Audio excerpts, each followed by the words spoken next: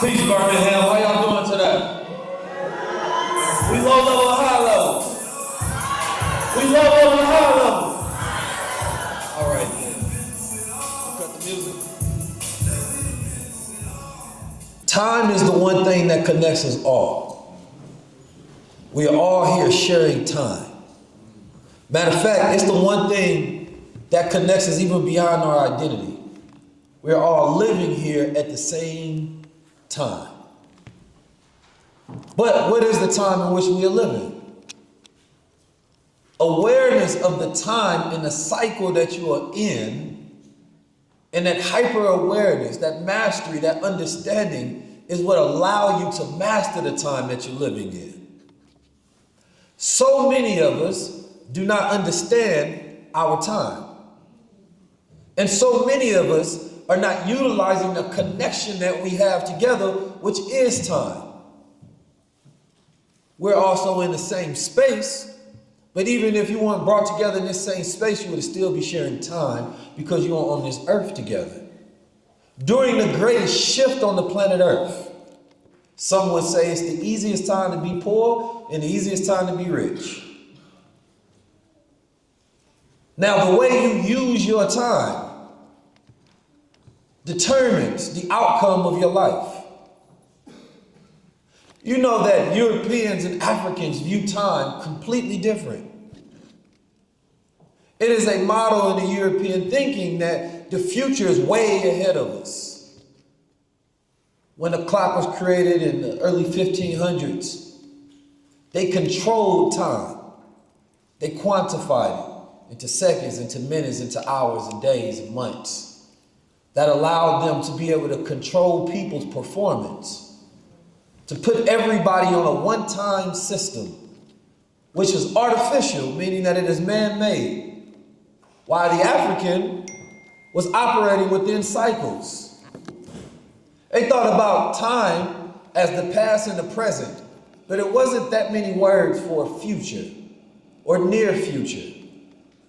Today, right now, the greatest single thing that I see that's threat to entrepreneurs, threat to creators, is their ability to organize themselves over time to meet a goal. How many of you have started things that you have not finished? Raise them hands up. How many of you got into your flow, you feel like you're about to get in your bag, and then you get a call, and it throws you off your focus? Now that time that you would have spent concentrating, getting into deep work, organizing yourself has been lost. We're in the greatest time now to be distracted. Even though the time that we're living in has so much opportunity, access, and wealth in it. But can you organize yourself over time to get you some? We have an intention deficit nation. Intention, the key word is to aim. So when one has clarity, they know exactly what they're aiming for. What is your business goal? What is your branding goal? You want to create this podcast. Who is your audience? What is the segment of population that you're reaching for? You are intentional about everything that you build, you design, how you order your steps, who you talk to. Why? Because they are in alignment with your intentions. Now, what does it mean to sin? To sin is when someone is off target. So when you have a goal, an idea, and a vision in mind, but you keep getting off target because the phone is stealing your attention. A friend is stealing your attention. Now you can't be intentional. So now we get to a point of life and we say, why do I not have the things that I want internally? So we start blaming ourselves. Maybe I'm not a good person. You start feeling shameful about it. We think it's a lack of discipline, but the way we code and think about discipline is off.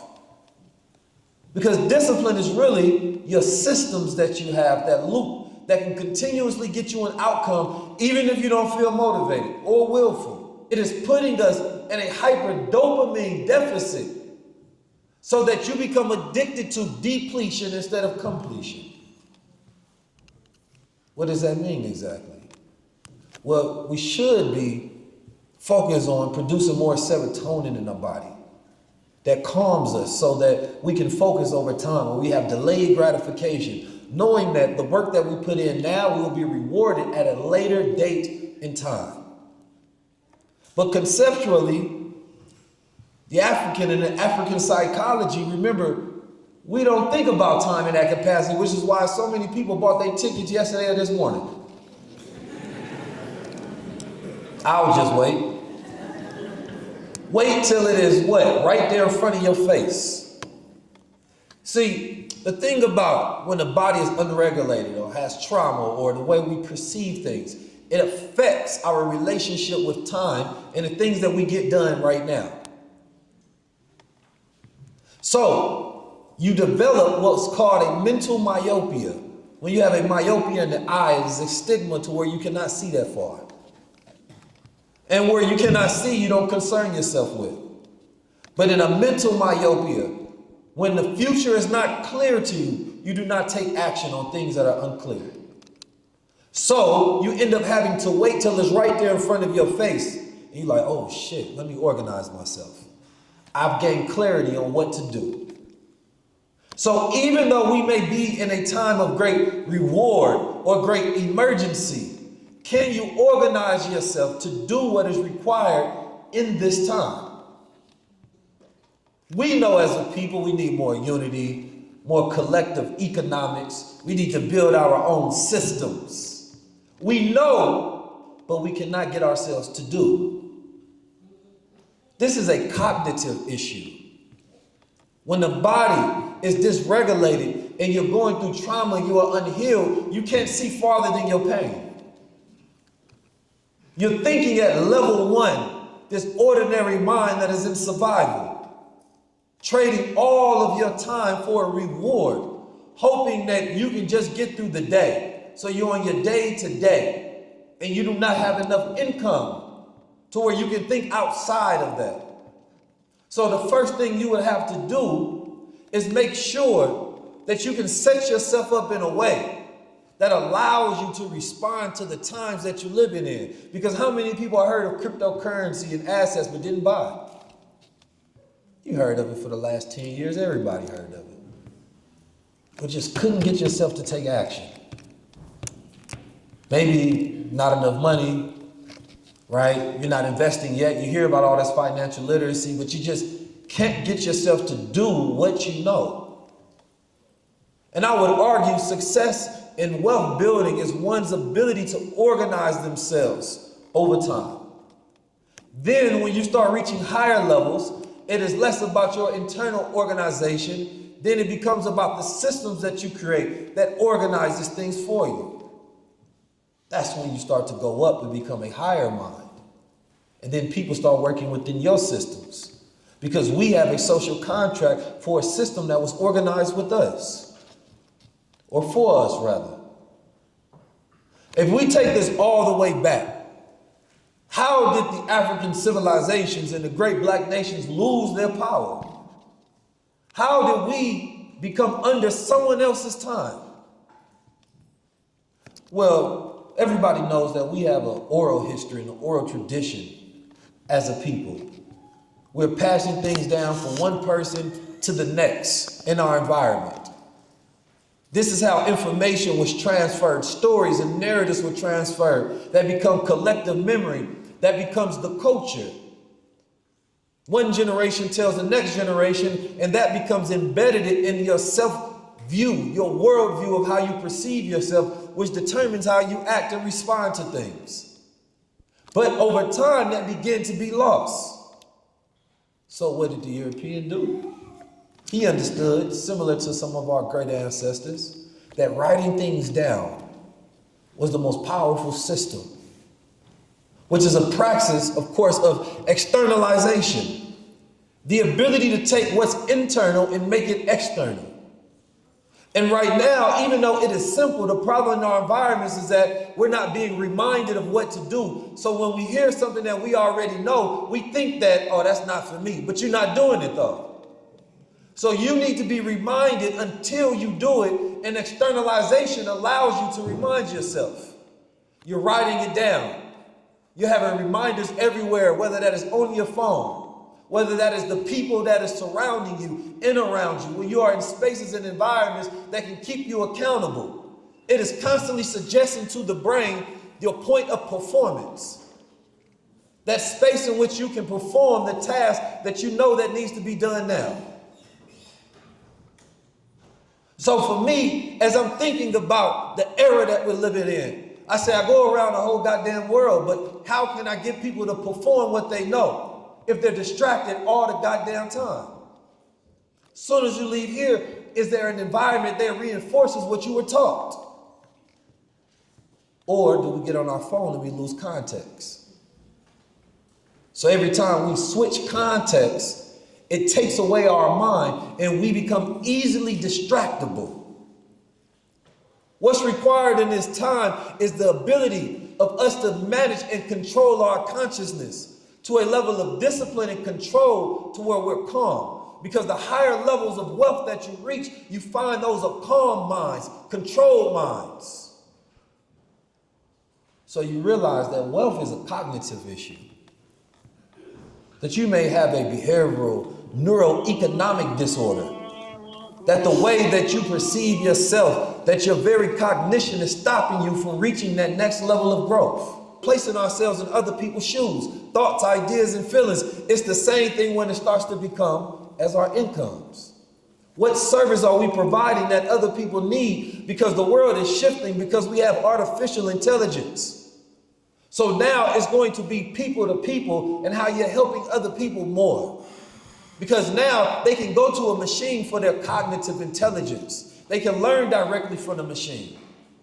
So it is not just about your utility of the technology. It is about your harmony in your community. Me, I go around the planet Earth. And around this planet, I see people who are saying that we're in this constant state of disconnection. We're saying that we don't have people in our environment that think like us, and that's wrong.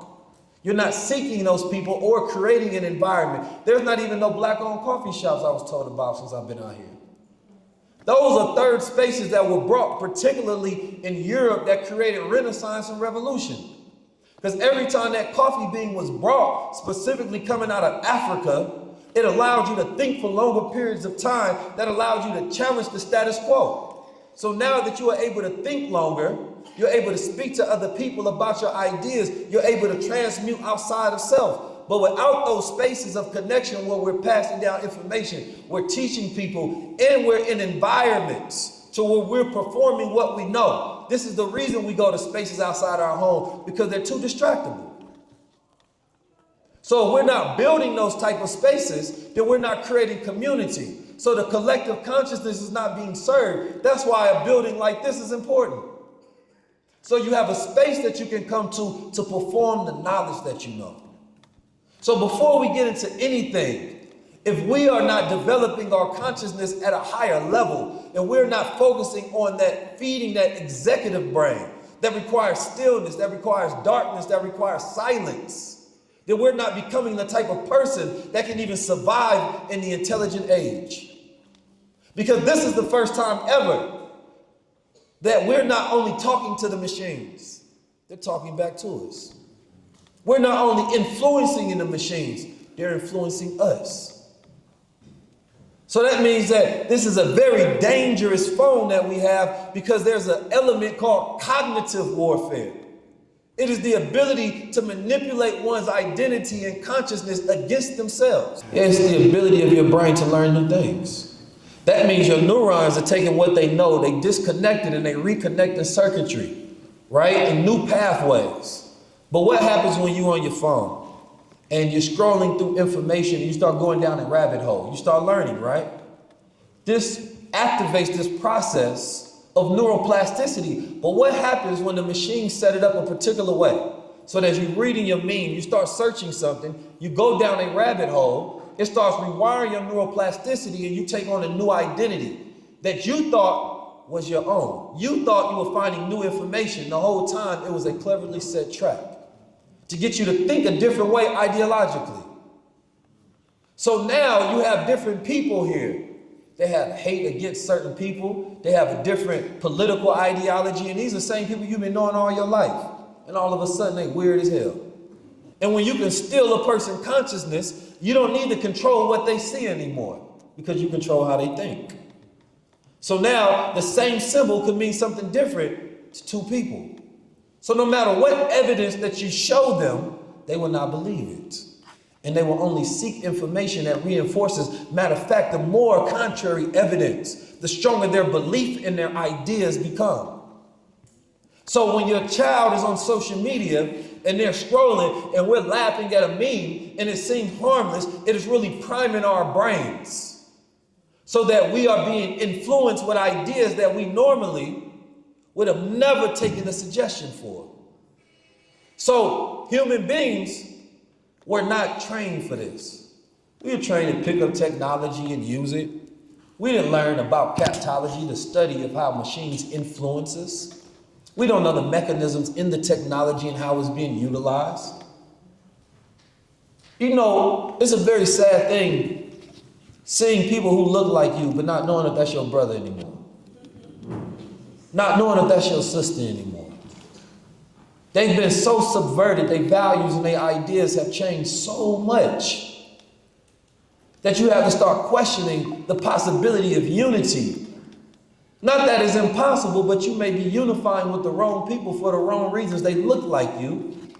But in America, if you're learning from us, you know that COINTEL were paying black informants in the neighborhoods, thousands of people, to snitch on black organizations and anybody that was rising and organizing. Now, they don't have to pay nobody nothing because they think they're on the enemy side already. They think that their values are aligned already. There was a study on Reddit where they applied artificial intelligent machines to see if they can influence people greater than human beings. And they did it greater, 50 to 100% greater than a human being could. The whole time they didn't know they was talking to a bot. Influencing them on things like religion, politics, sexual identity. And because we're living in a time that is the loneliest ever, it puts you in this state of need. So now you're overthinking because you're not getting that serotonin, that love molecule from being in connection with another person. The intimacy is missing, so now you need the dopamine instead. You become addicted to depletion instead of completion. And everything you do, even though it's stealing your money, you're financially sinning. Why? Because now you're financially off target every time you spend your money. If you go audit your bank account the same way you audit your attention, you're going to say, damn, none of these things I'm spending my money on have anything to do with my goal. None of these things I'm paying attention to has anything to do with my vision for my future self. And without that auditing system, you are stuck in this habitual program that is depleting you and taking everything you have. Man, I spent it on gambling, I spent it on food, I spent it going out.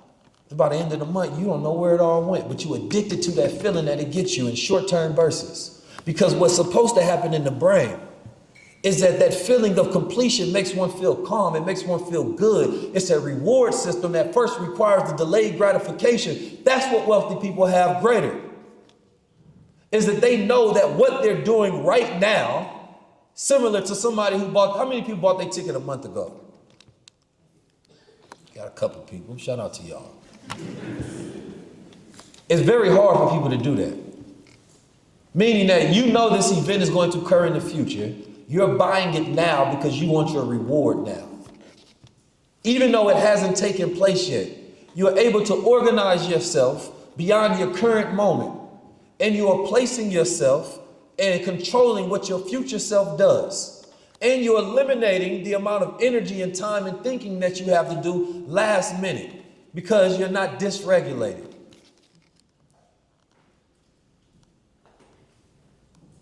Shout out to them people, man. Give them a round of applause for them.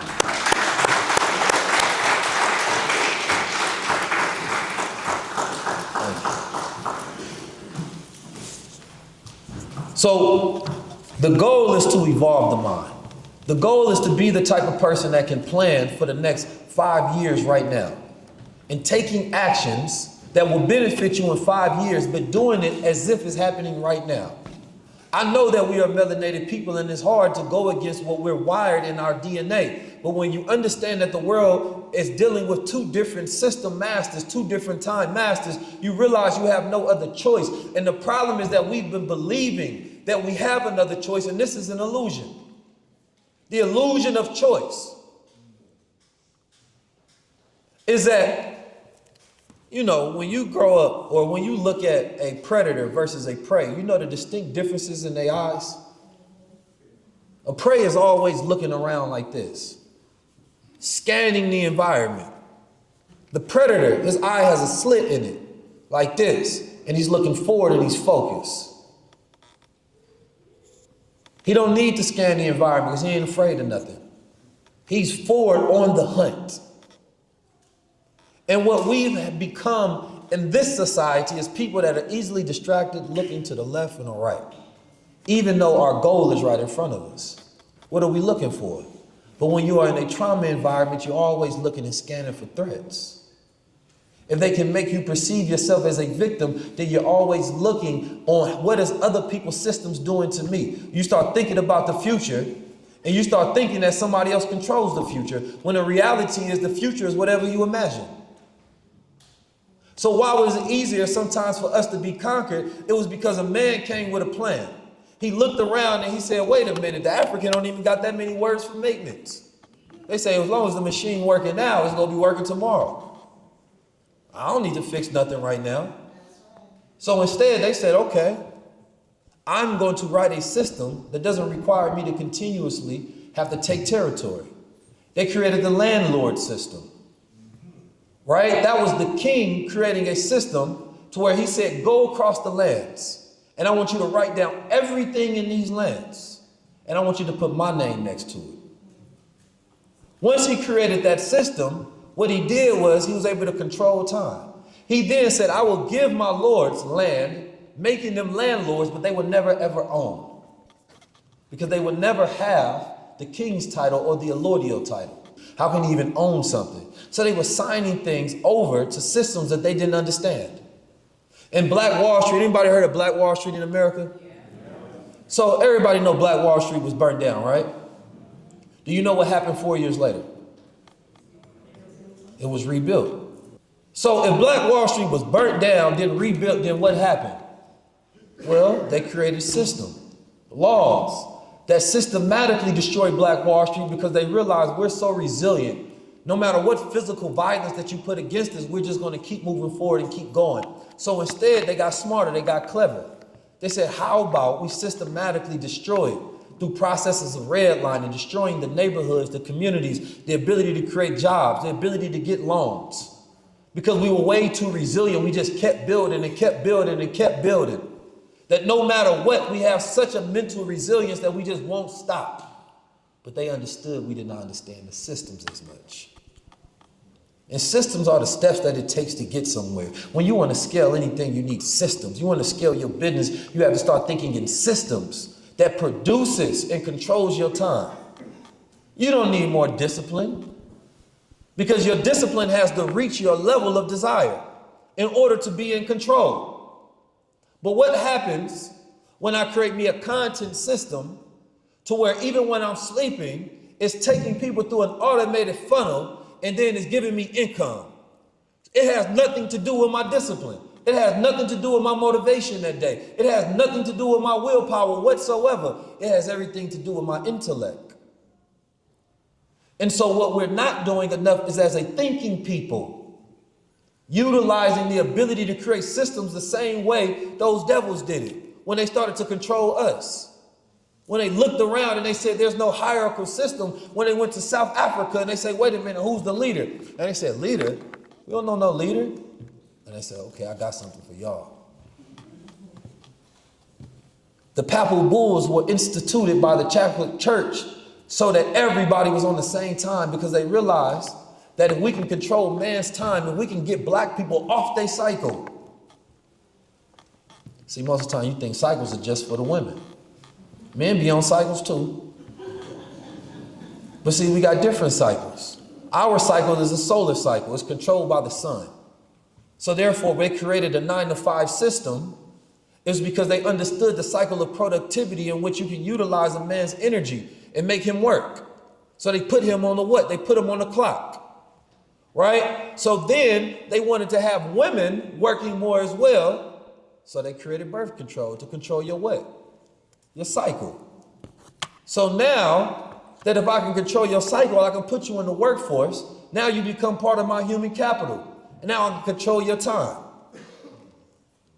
Everything around us is a system. And when you start looking around and you can see the systems, then you start thinking about how you can control your own alternative systems. We control our own alternative cities. We create our own constitutions and Magna Cartas. All they did was write down their ideas and then enforce it and indoctrinate people into it. They ritualized it. They gave you kings, but didn't teach you about your own. We didn't learn the system of Mansa Musa. We heard he was famous and that he had a lot of money. But what was the system that his council had that allowed him to create the gold trade system?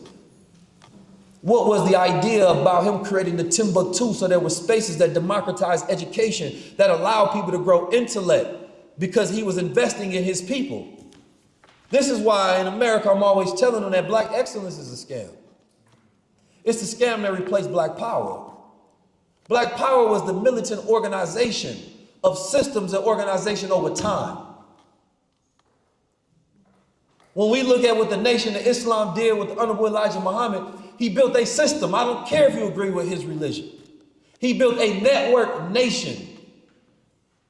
When we look at the Honorable Marcus Messiah Garvey, what did he build? A system. He didn't have social media, but he had a system in which people can then pick up certificates for stock and get equity in his program. He had chapters that he set up that were systems. If there is so systematic oppression, then there has to be a system for collective unity. As entrepreneurs, when you start systemizing things, you start winning on different levels. Because then you free up your cognition to think about things that matter. You start working in your system, and you start working on the system. Once you start working in the system, now you can do the things that really matter, the things that will really allow your time to produce the most income. Now, when you have the capital, you are able to put that into investment.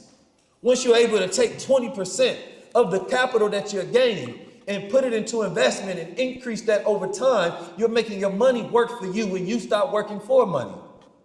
See, the wealthiest people, it's not that they spend less money, it's that they're not spending their earned income. They're not spending the money that they're trading for time, because then that means that everything you buy is the equivalent of what your time is worth. No, they take the money, put it into an asset. The asset produces an income. They draw from that asset or borrow against it. Then they spend that money. So now they can continue to take that money that they're making with their time and they can pour it into more assets. If we're living in a time where we have artificial intelligence that can do most of the things that degrees were required to do at first, what did we really receive? We received a transfer of wealth. I can now do research grade at Oxford levels anytime that I want to. This would have taken me so much what? Time. And we were always taught that time is the most valuable asset in the world. Well, I don't think that's no longer true. I think it's number 2 now.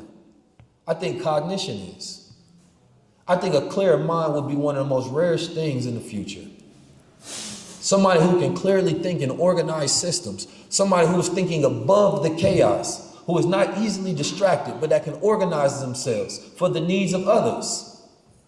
That's the architect mind, the one that is built, the one that is thinking in steps, the one who philosophy runs their life and not their needs, because their needs are taken care of. So what's required in this day and age is a cognitive renaissance. Let's do a reset real quick. I need y'all to stand up and stand back down. Can we stand up for a second? If you take this 5 years ago, there would be nobody on the internet saying, I learned coding in 2 weeks. A skill set that is a 6-figure skill set and sometimes 7-figure, depending on where you at in the industry. But now people are learning it in 1 to 2 weeks, taking what they built and then deploying it direct to consumer and making money. People that don't have large followings, but when they're sitting down and they're rewiring their mind and doing a data refresh. So a data refresh happens with the artificial intelligent machines, to where if it's not constantly refreshed on what's happening in the world, right, then the information becomes outdated. So if you ask it about something today, it cannot give you a reference towards it. And if the AI machine is outdated and somebody else has a better one, theirs will perform better. So it's the same thing with the human being. If your internal systems do not have information on the world, right, the technology, what's available to you, you will be operating on an outdated system and watching other people perform better than you. So when we start talking about daily revenue, nobody should have a lack of ideas. Why? Because we now have an assistance in our pocket that we can go to and say, wait a minute, ChatGPT, this is my level of income, this is my level of knowledge, this is my current expertise, my gift, my skills, my talent, this is my viewpoint of the world, this is where I live. I want to know, based on this dossier of myself, what are ways that I can do to create an increased revenue stream that is consistent? And I want you to break it down step by step.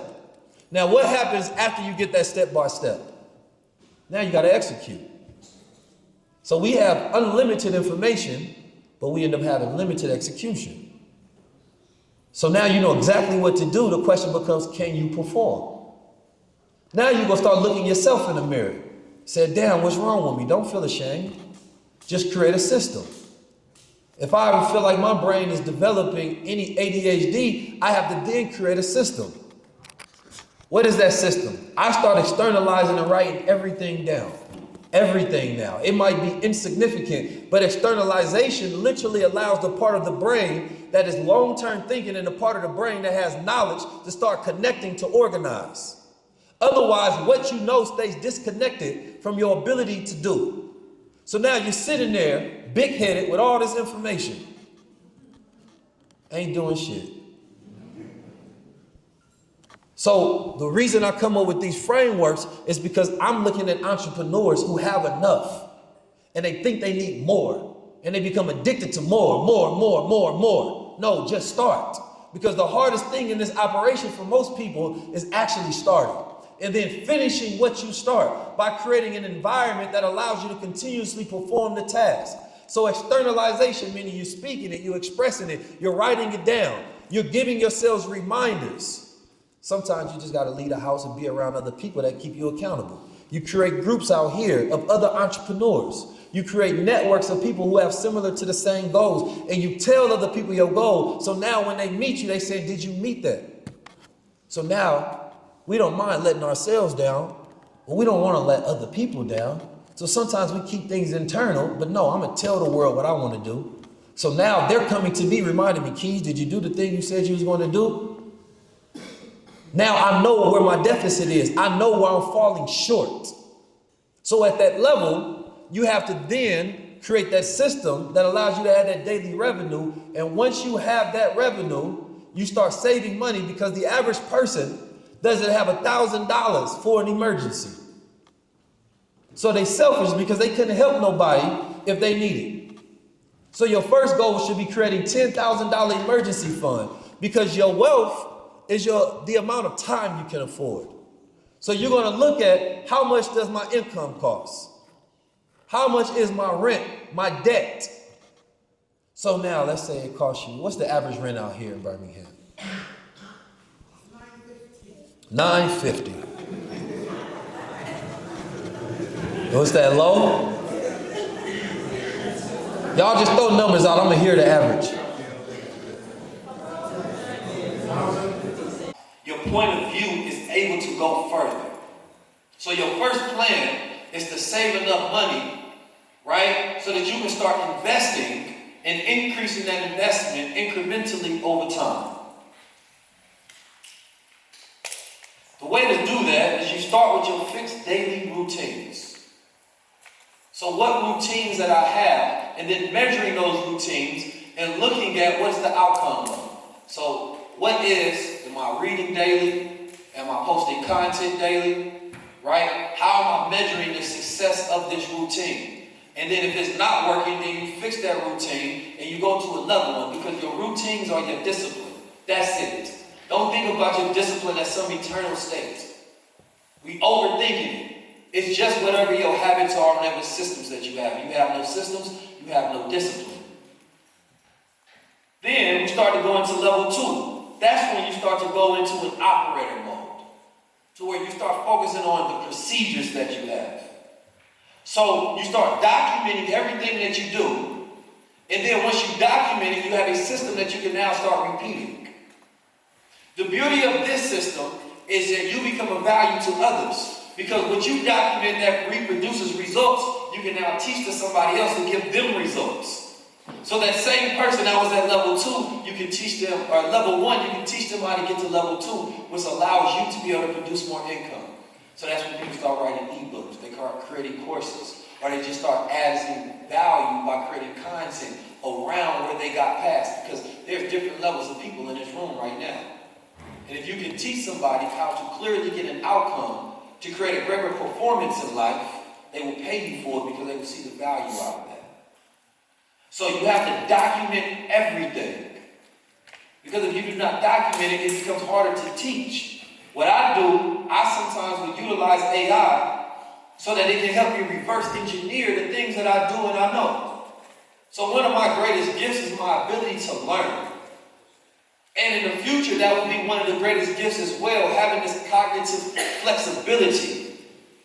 So my ability to learn allows me to consistently pick up new information and think about how to apply it. And then I start talking to AI, I start giving it my breakdown, my story, the way that I learn. And I say, tell me, what is the scientific framework for what I do? I start reverse engineering. Once I was able to reverse engineer, and I was able to understand the way that my mind thinks, then I was able to teach other people those same steps. So now, just by going into my cognitive processes, I'm able to produce more income because I'm thinking in systems. While some people are keeping this goddamn phone in their pocket, scrolling all day, there's $1 billion in here, $1 million in here, a solution in here. So it's easy to come to people and we yell at you and we sound revolutionary and all that.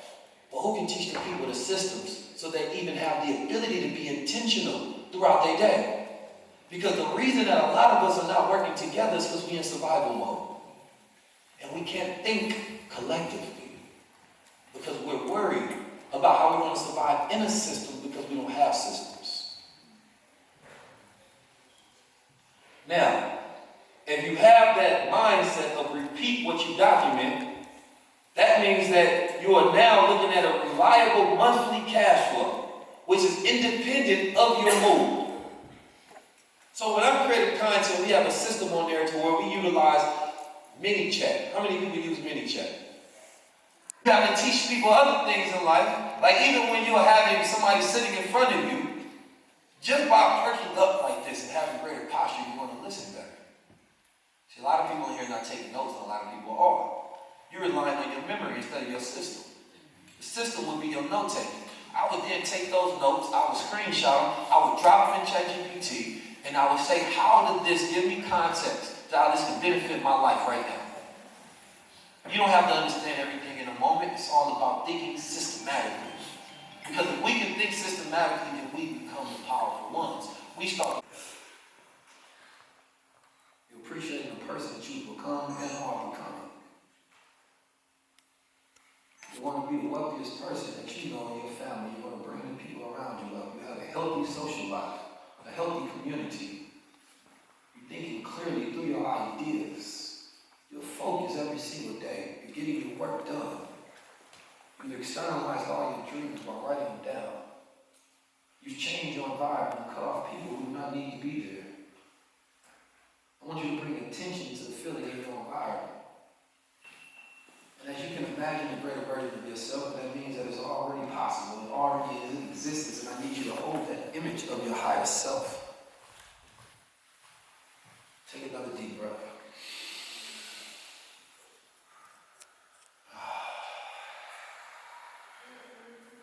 I want you to say, I am the architect. I am the architect. I am the producer. I am the producer.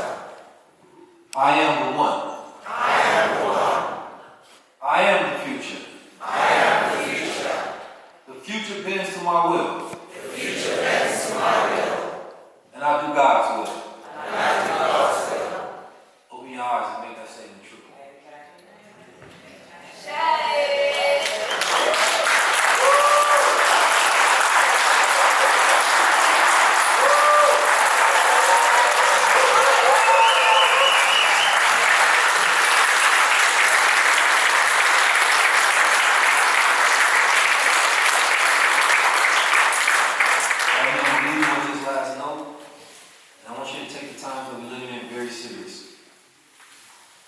These are dangerous times.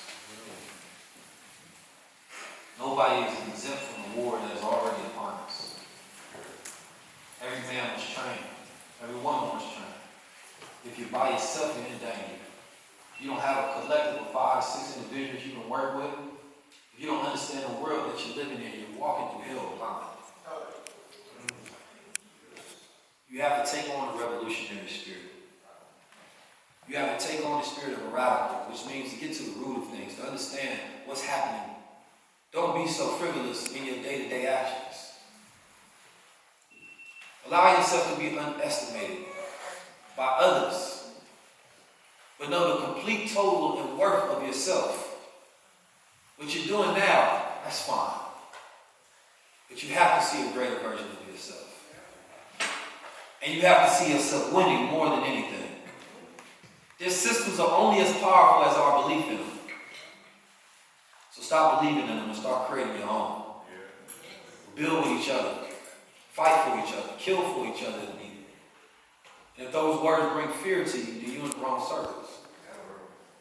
You should ready be to lay down your life for your values, your principles. When you see your brother, you should see yourself.